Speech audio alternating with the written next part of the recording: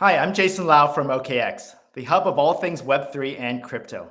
You're listening to The Edge of NFT, your prime source for the most groundbreaking Web3 solutions and content. Keep listening. Hey, Web3 curious listeners, stay tuned for today's episode to learn about the significance of zero fees in OKX's Inscriptions Marketplace, and how the role of digital assets in sectors like gaming, music, and ticketing are evolving and what that means for the future of Web3 technology. And finally, why The Legend of Zelda might be the best gaming franchise of all time. It's going to be another great episode today, so sit back and cue the intro. Welcome to The Edge of NFT, the podcast that brings you the top 1% of Web3 today and what will stand the test of time. We explore the nuts and bolts of the business side and also the human element of how Web3 is changing the way we interact with the things we love. This podcast is for the dreamers, disruptors, and doers who are pumped about this ecosystem and driving where it goes next. Welcome to The Edge of NFT, the podcast created by Jeff Kelly, Ethan Jenny, and Josh Krieger, featuring a variety of top-notch guests and other hosts like myself, Richard Carthon. It's another production of The Edge of Company, a quickly growing media ecosystem empowering the pioneers of Web3 tech and culture, and responsible for groundbreaking endeavors like Outer Edge LA Innovation Festival. Today's sponsored episode features Jason Liu, who is the Chief Innovation Officer that is driving force behind OKX's innovation initiatives and a key player in spotting groundbreaking new business avenues.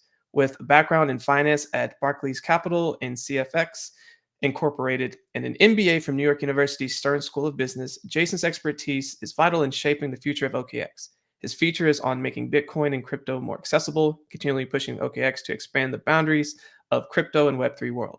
OKX is the leading global technology company driving the future of Web3.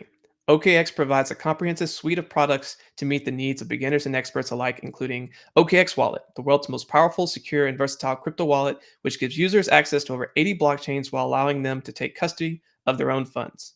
DEX, a multi-chain, cross-chain decentralized exchange aggregator of 300 plus other DEXs and approximately 15 bridges with 200,000 plus coins and more than 20 blockchains supported.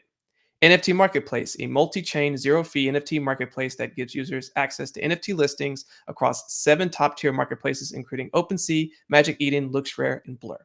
And finally, Web3 DeFi, a powerful DeFi platform that supports earning and staking on about 70 protocols across more than 10 chains. OKX partners with a number of the world's top brands and athletes, including English Premier League champion Manchester City FC, McLaren Formula One, and Tribeca Festival Olympian Scotty James, and F1 driver Daniel Ricciardo. As a leader in building innovative technology products, OKX believes in challenging the status quo. To learn more about OKX, download the app or visit okx.com. It is an absolute pleasure to have you today, Jason. Thanks for having me, Richard. Absolutely, man. Well, OKX was one of the catalysts for Outer Edge 2023. OKX CMO Hader Rafiq and NBA star Baron Davis lit it up on stage last time your team was on the show. Just wanted to check in, like, how's OKX been over the last year? Yeah, I was bummed I was not there last year. Hyder told me he had a really great time, and you guys threw a really great event. Um, is there one plan for this year? I thought I heard something, but maybe you haven't announced it yet. Yeah, so we are starting off with a NFT LA Community Week that's going to be at the end of March, but we are looking to do Outer Edge again sometime in either Q2 or Q3. More info coming out soon on that, but definitely we'll keep you posted on once we announce those dates. Awesome. Yeah, I'd love to be able to come this time. Absolutely, I think you'd have a great time. But I'm curious about learning more about you and your personal journey into crypto. Can you kind of share a little bit about what that journey was and like how did it lead you to your current role at OKX? Yeah, I mean, I've been with OKX for basically 8 years now. And so my journey has come through, various roles that I've had here at the company. I used to, I, I led our institutional team for a while. I worked on our listings for a while. I'm also COO of our US regulated business here called OK Coin. So I've done quite a bit in the space, but today, I'm the Chief Innovation Officer here, really focused on how OKX can engage with on-chain communities and on-chain technologies, and really drive and push towards that, goal of ours to make Web3 and crypto more accessible to more people. We want to build products that make it easy for people to learn, acquire crypto, and then ultimately use crypto via the wallet, the Web3 wallet that we have. In my past life, I know you did a little introduction. In my past career, I was in traditional finance. I was just fortunate enough to have pivoted away from that into tech. Did a startup in 2013 that didn't work out, unfortunately, but really allowed me to hang out with some early Bitcoin people and learn quite a bit about what Bitcoin and ultimately crypto and blockchain could enable. So that's essentially my journey, just going from finance into tech, and then just being intellectually super curious about how that all worked out, and then ending up here at OKX. It's been quite a ride. No, that's awesome. I too came from traditional finance and found myself into the crypto world and haven't looked back. And having that experience within entrepreneurship itself, I think gets you built right for the peaks and valleys that is the world of the crypto of cryptocurrencies and just dealing with the cyclical nature of what's happening here. But one of the things that you kind of mentioned that I want to dive into just a little bit more, with being OKX's innovation officer, you kind of touched on some of your main objectives, but and you brought up different things like how you're looking at Bitcoin and crypto and making it more accessible. But how is OKX's focus around making that accessibility to a wider audience and making that more possible? It comes down to two things from our perspective. One is building good products, and two, building products that work for users. And really, ever since I've been here, our focus has been to listen to what users want and try to build products that satisfy that. It's really that simple. And so, going back to that entrepreneur, the sort of what you get from entrepreneurship is partially is the same thing, right? Our industry is growing. A lot of stuff is not really, firmed up yet. Best practices, ways of doing things. We're all trying to figure this out as we go along. And so, being an entrepreneur, being in this space, you really have to dive deep and figure out what users are actually using crypto and Web3 for. Part of that is trading. There's a lot of trading occurring in crypto. I think we're all familiar with that. But a lot of it is also trying to expand beyond that and look into what crypto can do. NFTs being the name of this show is something that we'll talk about for sure later, but that's been a very interesting journey in itself, right? And for us, we launched our Web3 wallet and Web3 interface about 2 years ago now. And really just listening to our users' feedback of how do they get better access into the wider world of Web3, including NFTs and DeFi and all this stuff. And so when we think about building products for users, that's the approach we take. And happy to dive into specifics as we continue. Definitely. And you opened it up, and I want to go straight into it. Yeah, one of the recent things OKX recently launched is its first integrated inscriptions ecosystem. Can you kind of explain the rationale behind this move, and how does it align with the broader macro trends within the industry? We started with Bitcoin, we went to Ethereum, and then we saw all these chains sort of come out and all these new use cases come out and new communities pop up. That's what we saw on our exchange platform, where users were asking for and wanting to be able to buy and sell and use a lot of these cryptocurrencies. And when we went to build our Web3 platform, our Web3 wallet, by the way, is a self-custodial wallet where users can basically store their crypto on their phone and do whatever they want to do in Web3. And so when we went to build our wallet, we took a very different approach than existing wallets out there. Existing wallets at the time really focused on being unique to one chain. For example, MetaMask would be Ethereum only, right? And EVM only. And so we took a multi-chain approach right from the start, thinking that users don't want to be locked into one protocol. They really care about the use cases that interest them. And whether that's on Solana, whether that's on Bitcoin or ETH, it doesn't matter. And so we sort of abstracted a lot of that chain decisions. And I don't know if you remember, you have to kind of pick, the servers and networks that you connect to. And it's just, I think we're fortunate our industry has moved on beyond that a little bit. It's just, if we want more users to go on chain and use these dApps, we have to make it easier. And that's our approach, right? We made it easy for users to take their assets from the exchange into their wallet, be able to very quickly browse and discover the applications that they want to use, and do it in a very seamless way across chains, building in tools to help them swap between chains, convert, USDC, for example, between a Solana USDC versus a Ethereum USDC, just making that super easy. And so that leads me to this recent release of an inscription marketplace on OKX.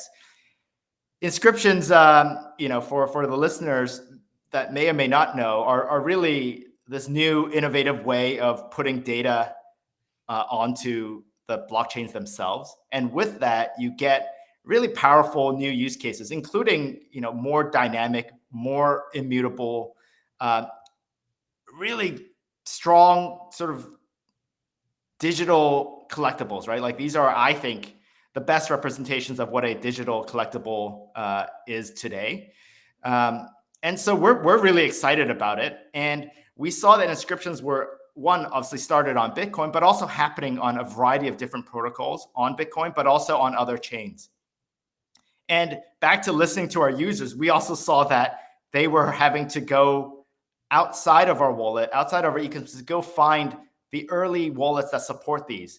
And we want to bring that all back together, right? We want users to who want to explore inscriptions, explore ordinals. They could do it all in one place, in the comforts of the OKX experience and in their Web3 wallet. And so that was our inspiration. And we're just getting started. We just announced 4 new protocols that were added to the Inscriptions Marketplace. Users will be able to trade, buy, sell, view, browse, a whole bunch of cool stuff, mint inscriptions, and all with no fees. We're not taking any fees on any of this. So we'd love to see what that feedback is. I like that a lot. There's so much I want to unpack on what you just said. First, I rambled on a little bit. No rambling. It's really cool just to see, like, I mean, you're the innovation guy, so your mind's always thinking about, here's all the really cool things that we're doing. And so, like, you're the person I wanted to talk to, because one of the challenges of bridging Web 2 into Web 3, of course, is the onboarding process and making it as easy as possible for people who are coming now into Web 3 to be able to do things in as little steps as possible. And as we know before, it could take anywhere from 6 to 12 steps from owning one cryptocurrency to owning another. And by using OKX's application, doing something as simple as being on, like, hey, I'm in the Solana ecosystem, but now I'm trying to do something in Ethereum's ecosystem. I have this stablecoin USDC. How do I just switch out of this real quick? Well, historically, you would have to take many steps, lose a lot of your money within transaction fees and everything else, and pray that it goes to the right wallets and everything else. Now it can just happen in one step. That in itself, wow, right? Years and years of, like, innovation just to, like, make that step happen so quickly.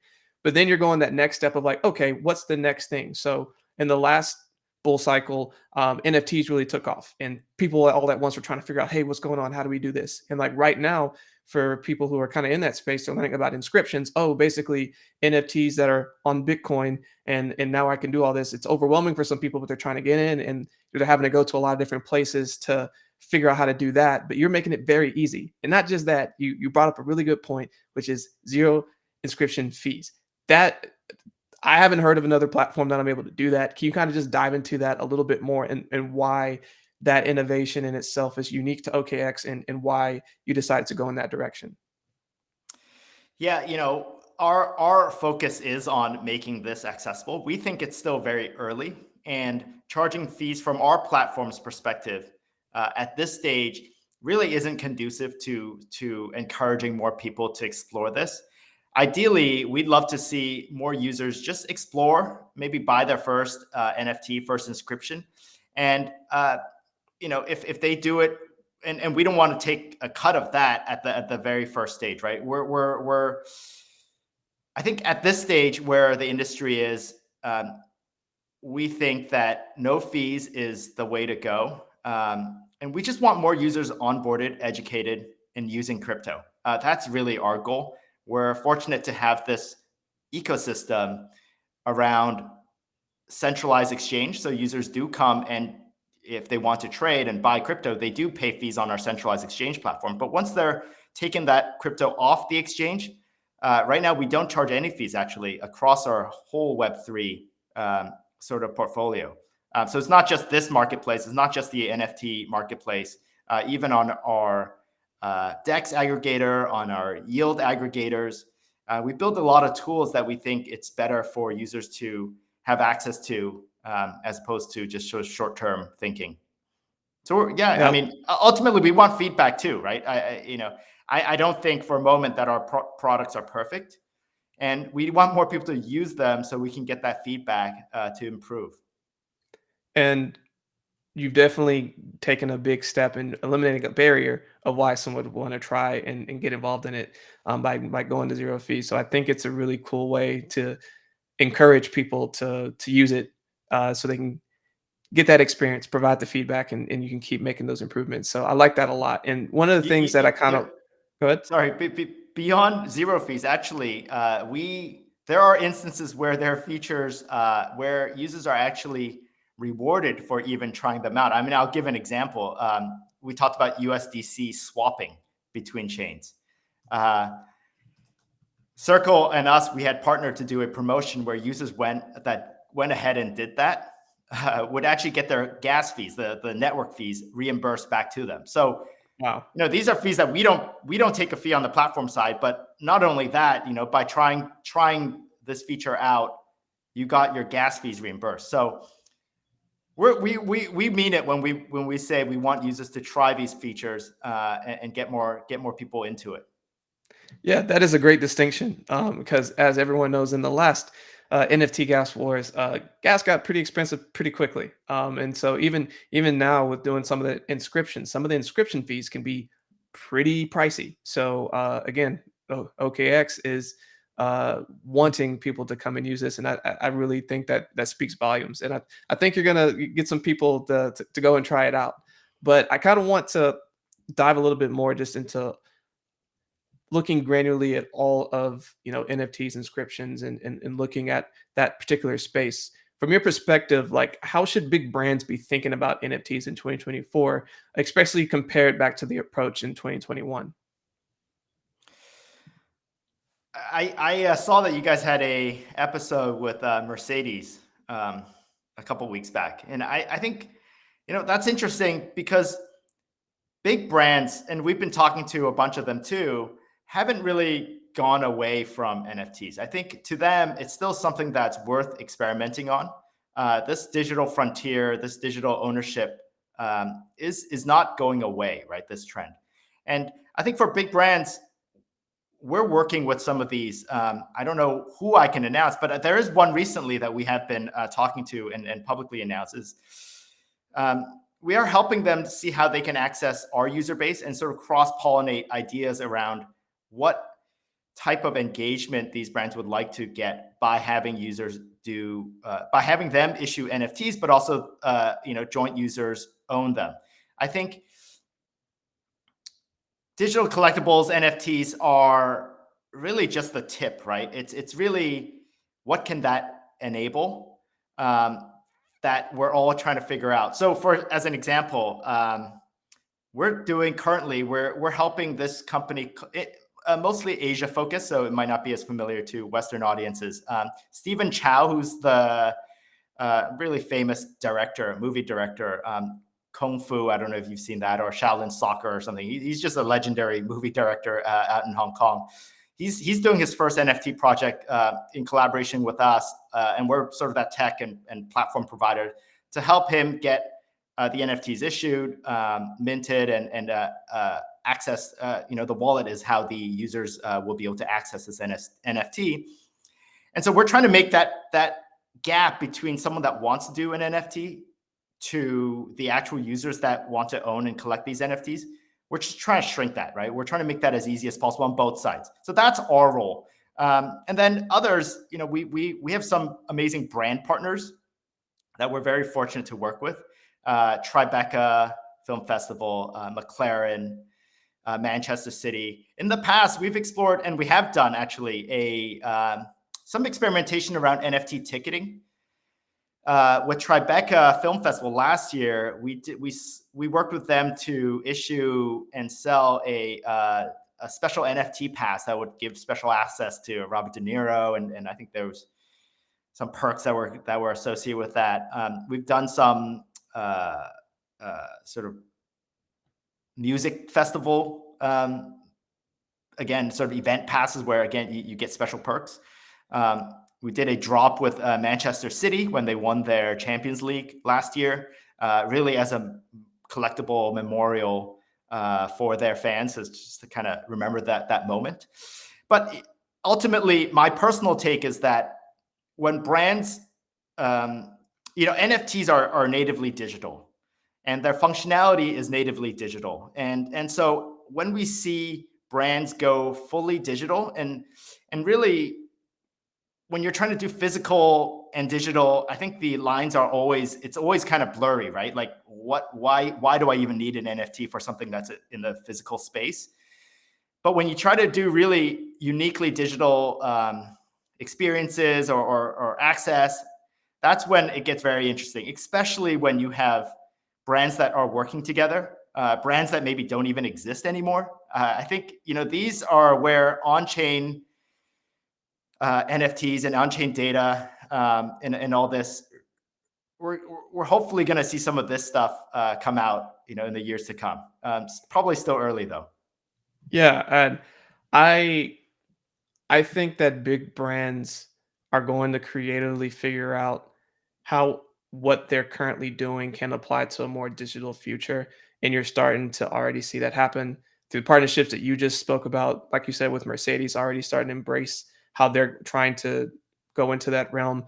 And I do want to touch on a partnership, the one that you have with McLaren. So I was fortunate to go to Token 2049, and OKX had its station out there. And for participating at your booth, you're getting McLaren swag. So I got a nice McLaren hat. It was also that was when Formula One was out in Singapore as well.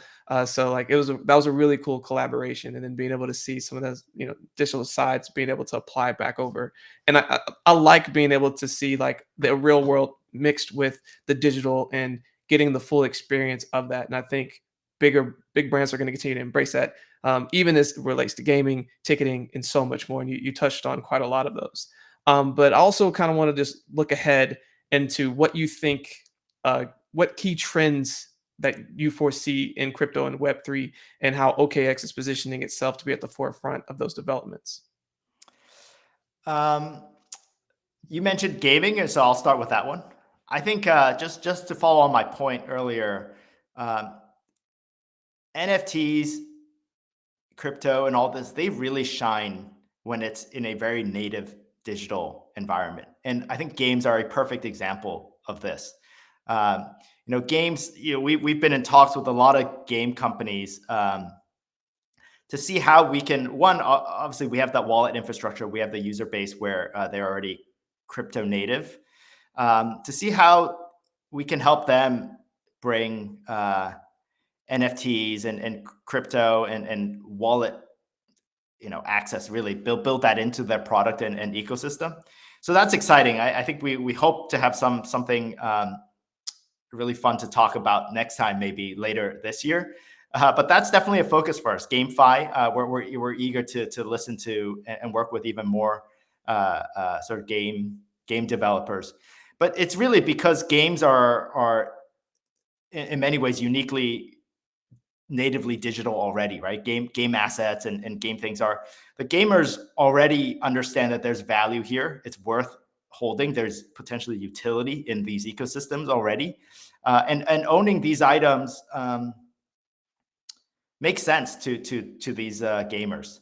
I think personally, I think that when big brands go digitally, natively digital, I think that's when we really see the next wave of brands engaging with crypto and NFTs. So that's exciting. And another thing that we're looking at is we have a layer 2 network that we're going to be launching in Q1 this year.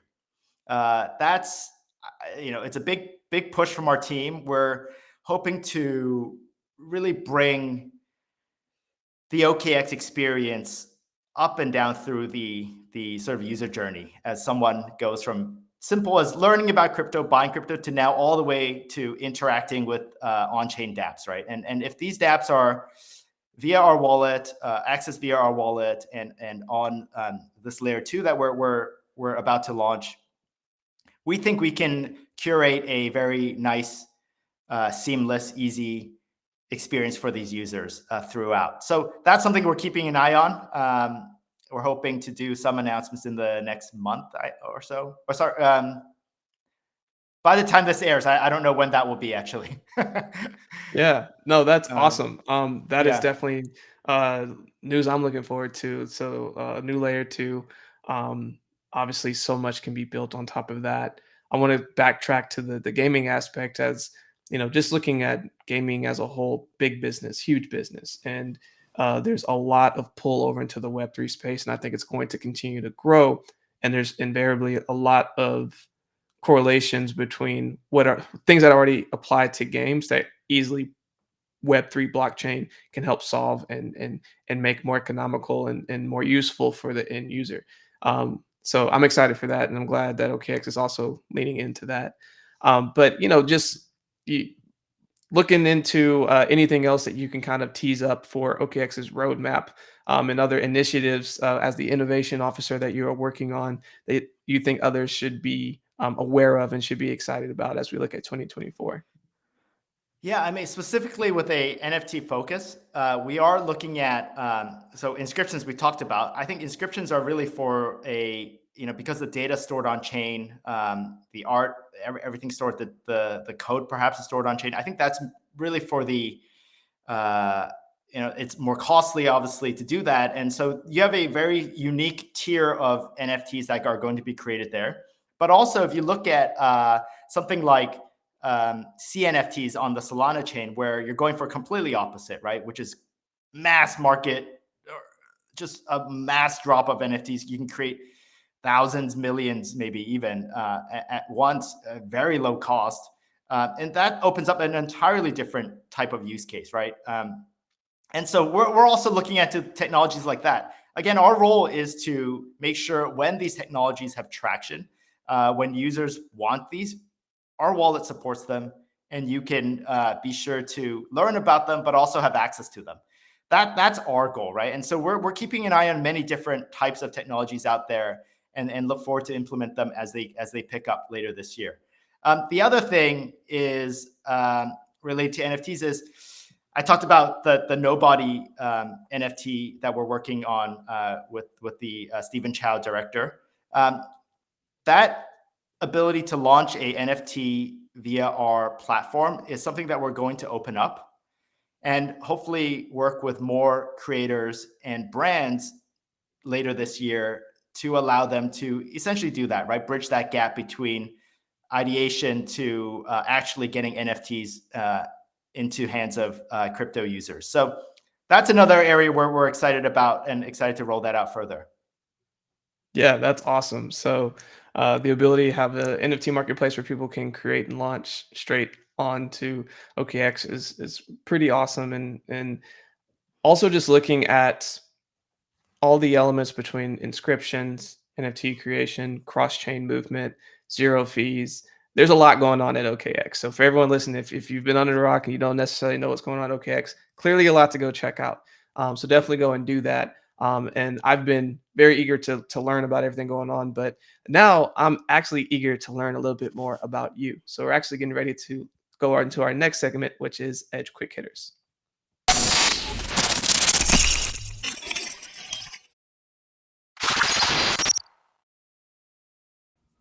NFTLA returns as an inclusive week of community events throughout LA, celebrating the outer edge of innovation. Builders be building.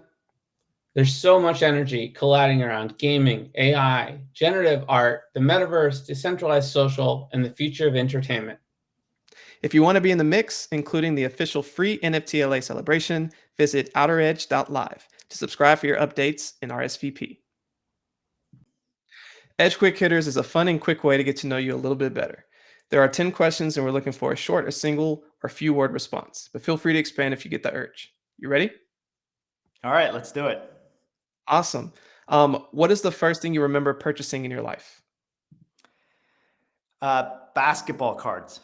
This was when I was growing up in Hong Kong. I remember going after school, getting my money, my pocket money, and buying basketball card packs. Awesome. Was there a particular athlete that you were most excited about when you got him? I really liked Latrell Sprewell. I don't know if you remember him. Played for the Warriors, Knicks Okay. later on in his career. Yeah. Oh, awesome, man. Well, what is the first thing you remember selling in your life? I remember most vividly selling a Diablo 2 unique weapon.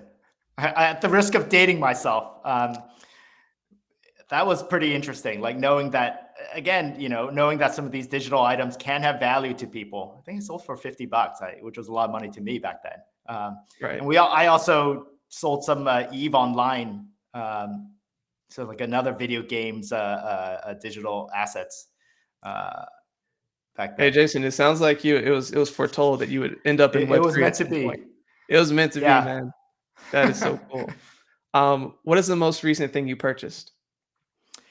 So I purchased the Apple Vision Pro. It's not here yet, but I am excited to get it. I'm a bit of a geek if you can't tell, so I'm really looking forward to playing with it and just seeing how that thing works.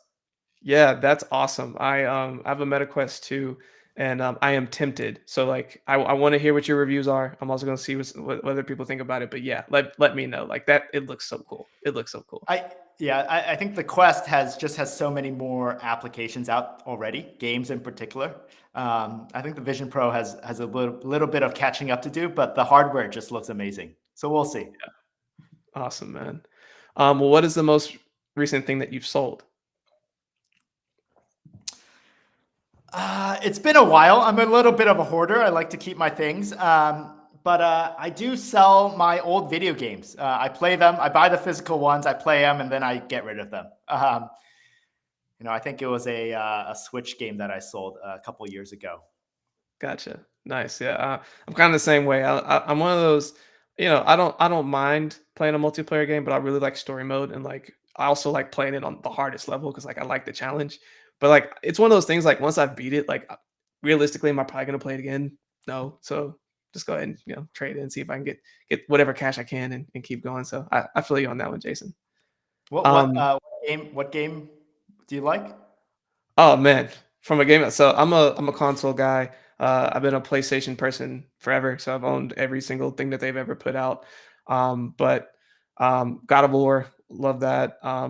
Horizon has been a really cool. So Horizon 1 and 2 have been awesome. Currently playing the new Spider-Man game, which is awesome.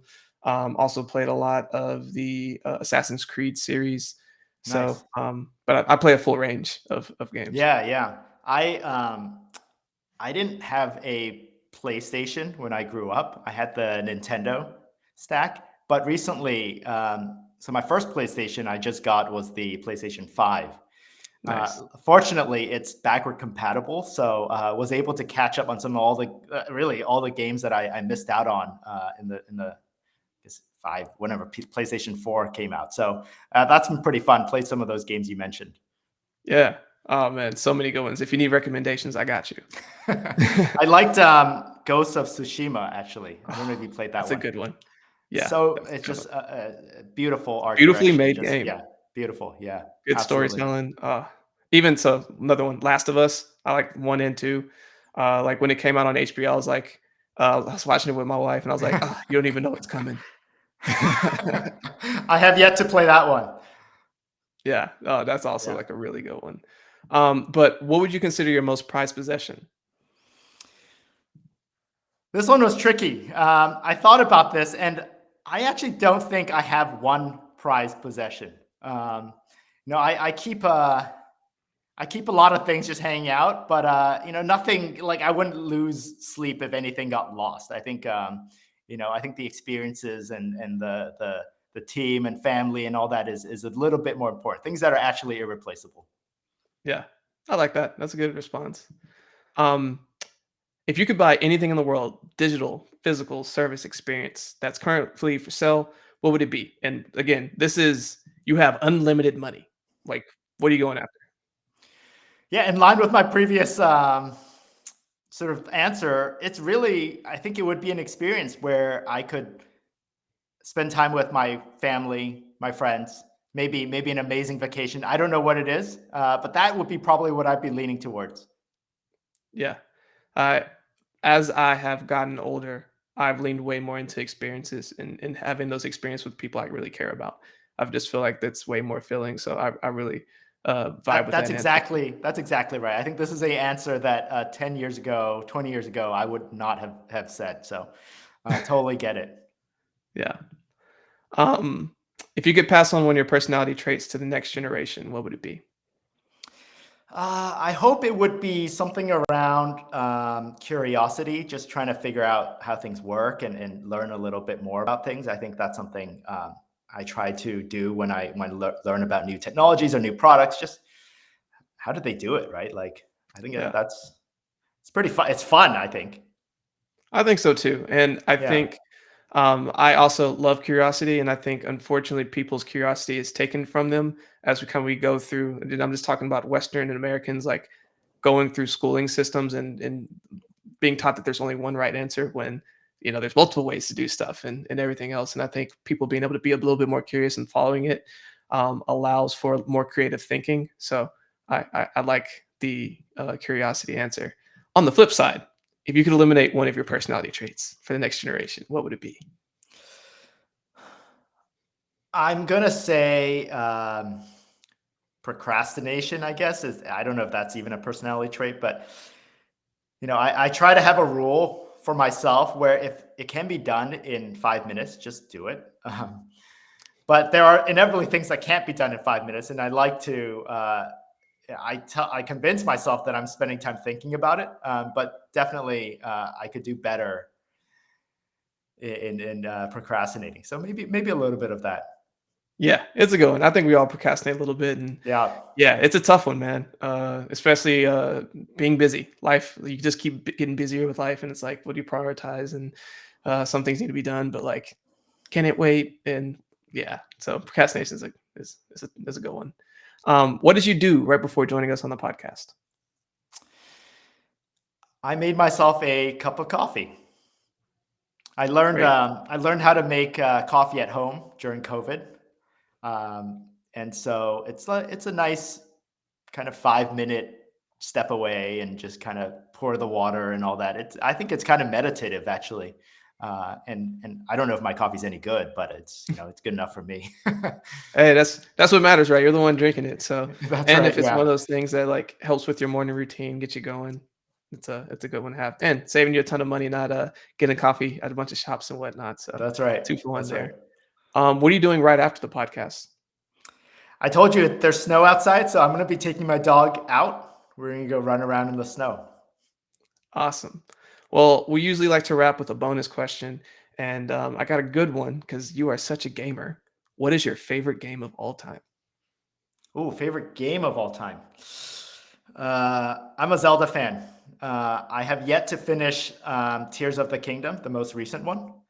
But thinking back, I think a Link to the Past was amazing. Again, dating myself a little bit, but Ocarina of Time, those are classic, great games. Those are classics. Yeah. Yeah. So yeah, I'm eager to see what Nintendo has in store later this year. Yeah, I heard they're dropping some new stuff. Also, like just the Zelda ecosystem and their games have been solid, but like I personally Breath of the Wild, like I just can't believe like they took such a leap just in that game, and Oh you just yeah. spend so many hours just doing stuff. So like, yeah, I'm with you, man. Zelda's awesome. I think that Breath of the Wild and Tears of the Kingdom too. It's an example of how creativity and design kind of overcome some of the technical stuff, the limitations of the switch in particular. I think there's probably some lesson there for crypto and crypto projects also, right? Like, there's, we're struggling with some of the tech stuff on the blockchain side, but I think when you try to figure out and build things that are interesting and for the user, design wise and use case wise, I think you can get something pretty amazing. I think so too. And I definitely think there's a lot of lessons to take away, and appreciate answering all those questions. It was great to get to know you a little bit better. But now I'm going to give you the spotlight again. This is the segment of the show that we like to call shout outs. Is there anyone or ecosystem or people that you're working with that you just want to take a moment and give a quick shout out to? Number one, obviously our team here, our OKX team. Amazing team, really. Our Web3 team, all of our teams, we're globally distributed. So I don't get to see everyone all the time, but I would love to give them a shout out just for all the hard work and amazing products they put out. Really, I think just the focus on our users and delivering something great for them is just immense, and really proud of them. Second team is, and a quick plug for our upcoming layer 2, we're working with the Polygon team for that. And they've been a great partner to us. They've been announcing some pretty cool, innovative things also. The ag layer that they just announced earlier, something that we're looking at. Very cool, and definitely a shout out to them too. Awesome. 2 incredible shout outs, and I'm sure they're going to be grateful to hear it. But for everyone listening right now, and they're fired up about OKX and want to learn more about all the different partnerships and everything that's coming up, where can listeners go to learn more? Twitter or X is probably the best place. I'm at Jason KLAU. Our main handle is just at OKX. And if you want to hear and learn more specifically about some of the stuff we talked about on the Web3 stuff, it's our Web3 OKX handle. So that's just OKX Web3. So yeah, that's a great place. You can feel free to ping me if you have any questions. I think we try to be very accessible and responsive. So please give that a try. We're eager for feedback, like I mentioned. Hey, well, you heard it. Jason's successful. Make sure you go hit him up, and make sure you go check out everything else too. So we've reached outer limit at the edge of NFT for today. Thanks for exploring with us. We got space for more adventures on this starship, so invite your friends and recruit some cool strangers. That will make this journey all the so much better. How? If you're listening, go to Spotify or iTunes right now, rate us, and say something awesome. Or if you're watching this on YouTube, hit the subscribe button and pass this episode on to a friend or two. Lastly, be sure to tune in to the next time for more great Web3 content. Thanks again for sharing this time with us today, and see you next time. The views and opinions expressed on Edge of NFT reflect solely those views and opinions of the show hosts and its guests. Please make sure to do your own research. Our show is not financial advice. You understand that you are using any and all information available on or through this podcast at your own risk. Whenever making financial decisions, we recommend doing your own research and talking to your accountant for financial advice. From time to time, we may feature sponsored content on the show for which we receive value, and we may share links for which we receive a commission if you make a purchase through one of those links. Refer to our website, www.edgeofnft.com, for our full disclaimer, terms and conditions, and privacy policy.